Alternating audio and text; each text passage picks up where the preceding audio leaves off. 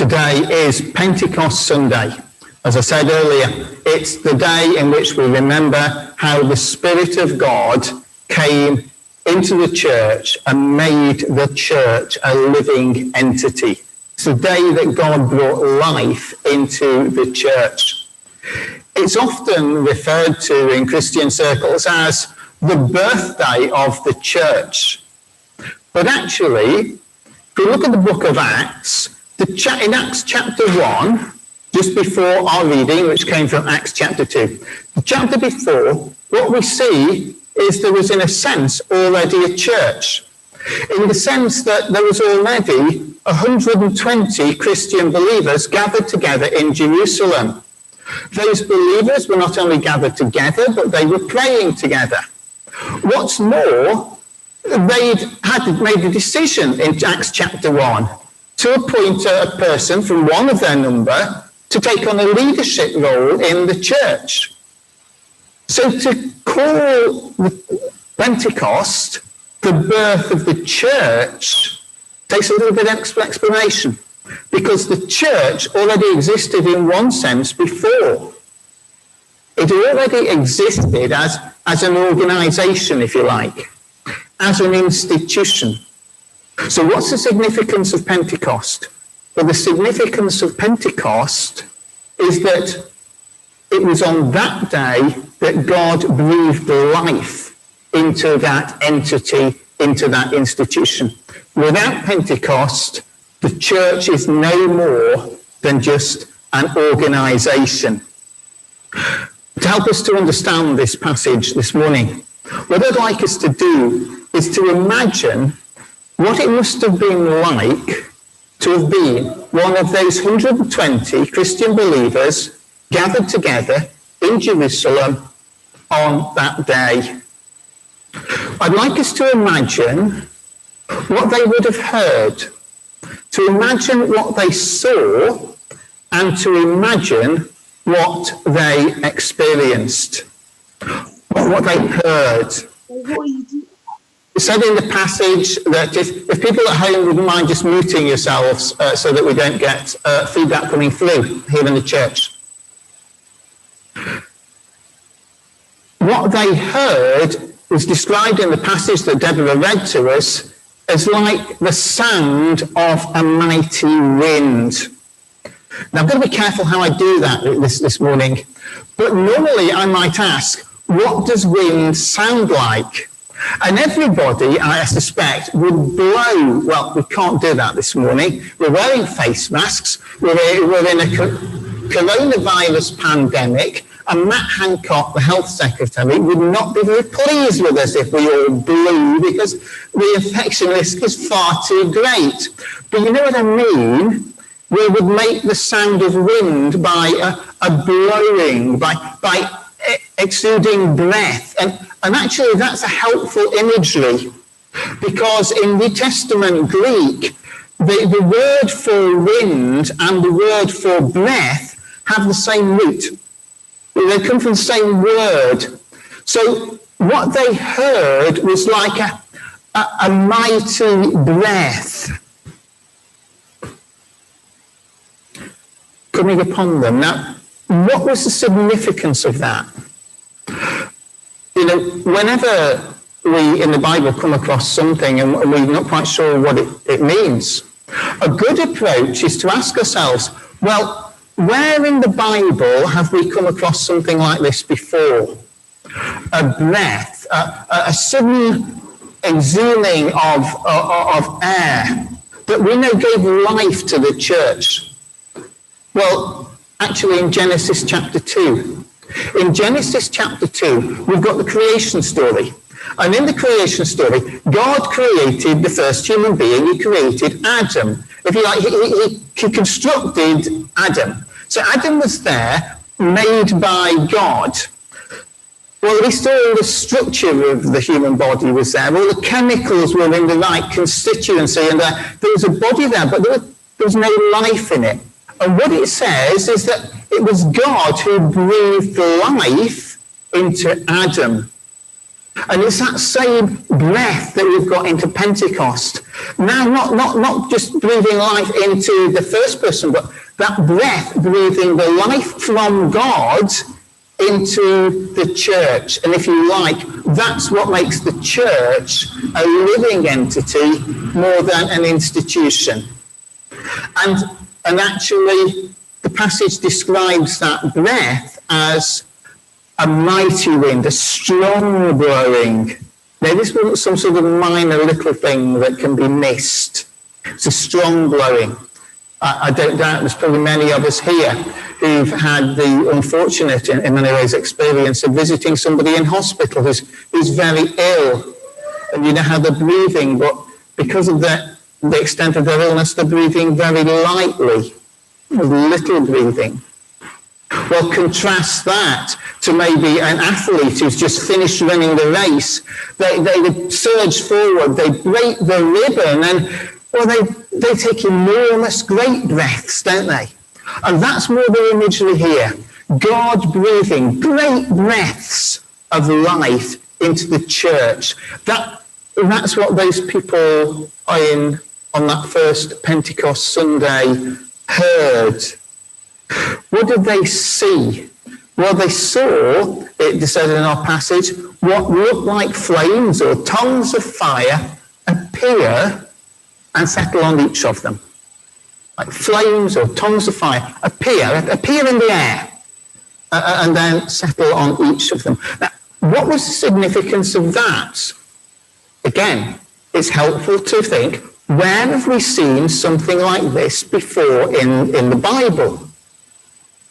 And in this case, well, think of those flames in the air. What was sourcing the flame? Now, normally for a fire, we have to have a fuel. Something is sourcing or fueling the fire. But flames that appear like tongues have got no source. Where have we seen something like that before? Actually, in Exodus chapter 3.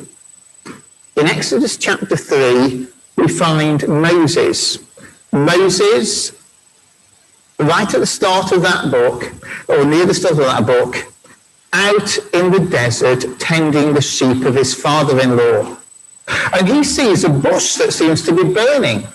So he goes over to the bush, for those of us who know the story, and he sees that they were the flames in the bush. The bush is not being consumed. The flames are not being fueled by the bush. So we've got flames without a source of fuel. What did that mean? Well, Moses immediately realized that meant the presence of God, because only God can create energy out of nothing. So that's the presence of God. And Moses took his shoes off because he recognized that God was in that place. So the flames signify the presence of God. Now, those of us who know the story of Moses was born in extraordinary circumstances in Egypt. We're missing the story out, but he was raised in the Pharaoh's palace by Pharaoh's daughter, and he was looked after by his natural mother. So he grew up as a man of, quite privilege. And in the first chapter or so of the book of Exodus, he had a great deal of civic responsibility and status that came with that. But then things had gone horribly wrong in his life, and that's why he had to flee out of Egypt, and he ended up in the desert looking after his father-in-law's sheep. And what we see in the story of the burning bush is effectively, God says to him, look, what are you doing here, Moses? Why are you wasting your life doing nothing in this backwater? Well, at the time, the people of Israel were under great suffering, and God wanted somebody to go and solve that problem, and he wanted Moses to do it. So what we see in the story of the burning bush is that God gave Moses a purpose in life. He gave him meaning. He gave him a sense of direction. Just imagine, we are one of those 120 people gathered in Jerusalem when these tongues of fire or flames of fire without a source appear in the air. And we know that story of Moses. what would we be thinking? We'd be thinking, I wonder who it's going to fall on. Yeah, who in our generation is God going to choose and to give purpose to and direction? And what it says in our passage is that those flames of fire separated and fell on all of them. Every single one of them. So it signifies that actually God is giving a meaning and a purpose to the life of everybody in the church.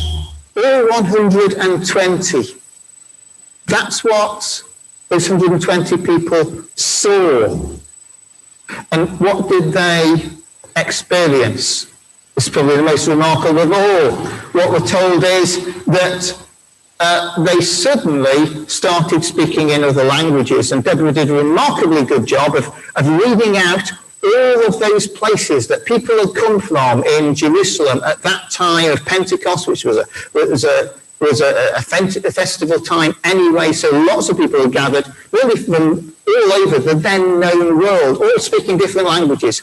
And what they experienced, these disciples, is that they were suddenly all speaking other languages so that everybody could hear.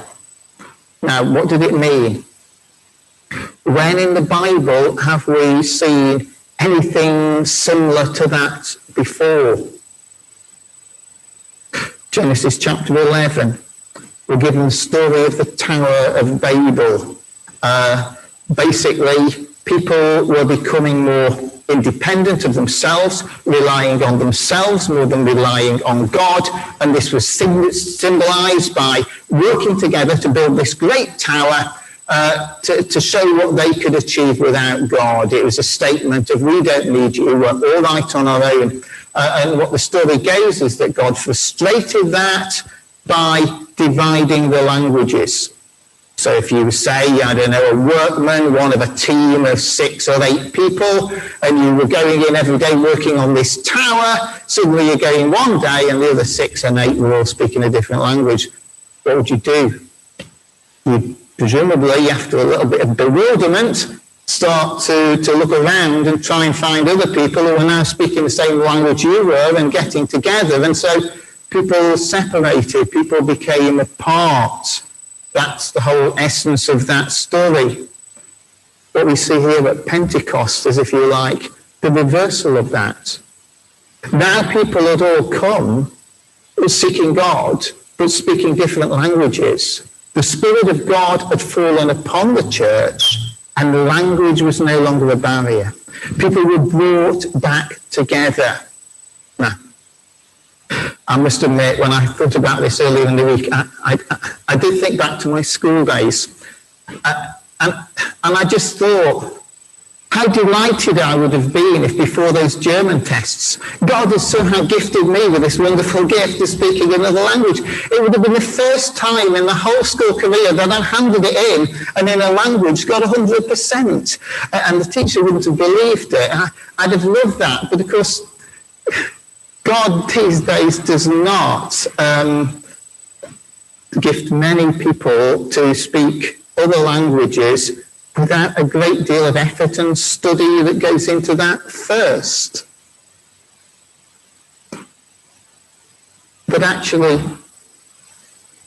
in a sense, God does now equip people to make known what he has done, even today.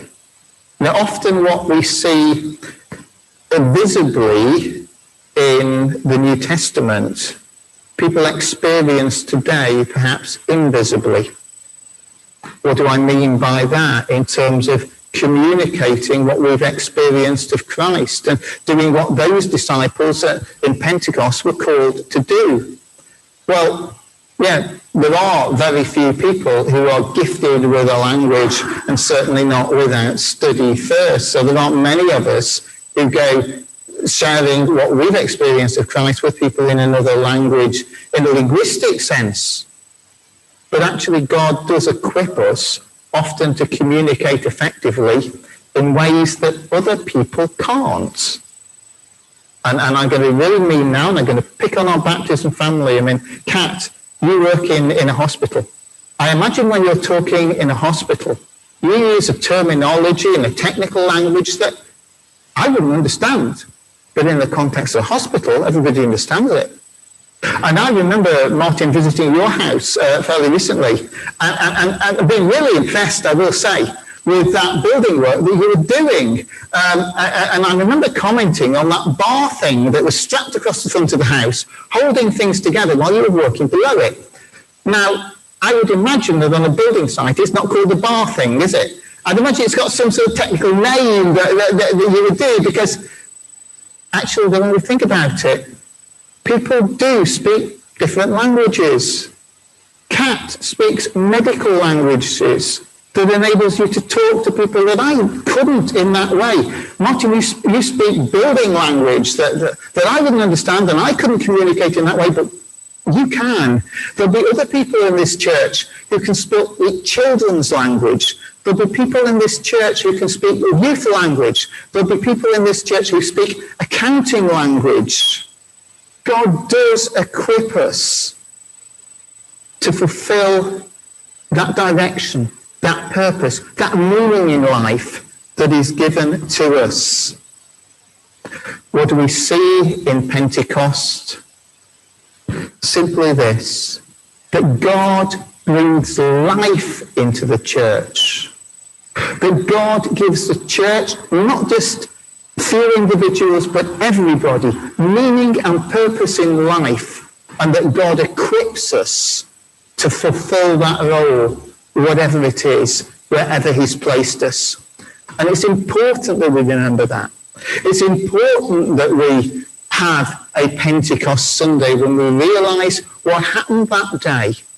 Because without the Spirit of God on the church is just an organisation.